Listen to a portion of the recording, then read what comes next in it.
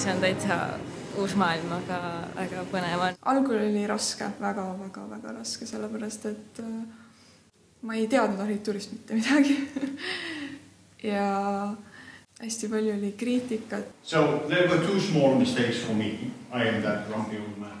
Aga siis üks hetk sa juba harjud ja sa hakkad teistmoodi mõtlema. Maybe this is not to kind of critique your approach. What you did, I think, is fine, but these are elements you would need to add immediately in the next phase of thinking about this, because that's absolutely vital to making it work. Ikka peab palju vaeva nägema ja oma otsuseid põhjendama, et midagi ei tule väga nagu saatuse hooleks jätta, et kõik igasugused mõõdud ja vormid ja kõik tuleb nagu, keegi peab olema mingisugune mõte taga. Palju peab ise mõtlema ja palju peab nagu iseseisvat tööd tegema, aga see on seda väärt. Et see arenemise moment on minu jaoks väga oluline. Et ma tunnen, et on nagu raske, aga siis ma sulen sellest üle ja asjad muutuvad lihtsamaks ja siis ma juba otsin veel seda keerulisust kuskil võib-olla, et veel targemaks olla.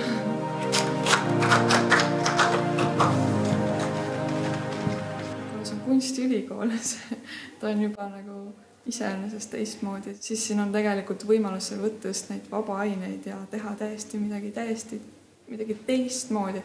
Võtta joonistamist, maali, kuskil keraamikat.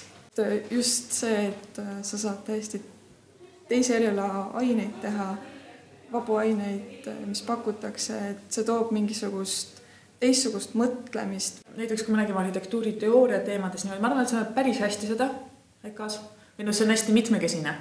Rootsiga võrreldes seal oli inimestel puudus täielik teooria teadmine. Et nad rääkisid mingitest teemadest, aga nad polnud sellega isegi kunagi kokku puutunud. Iga aastaga nagu õpetamine muutub.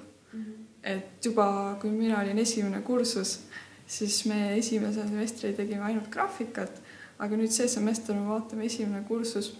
Nad teevad graafikat ja paviljoni, et tulevad minu juurde, et ma tahaksin 3D printida.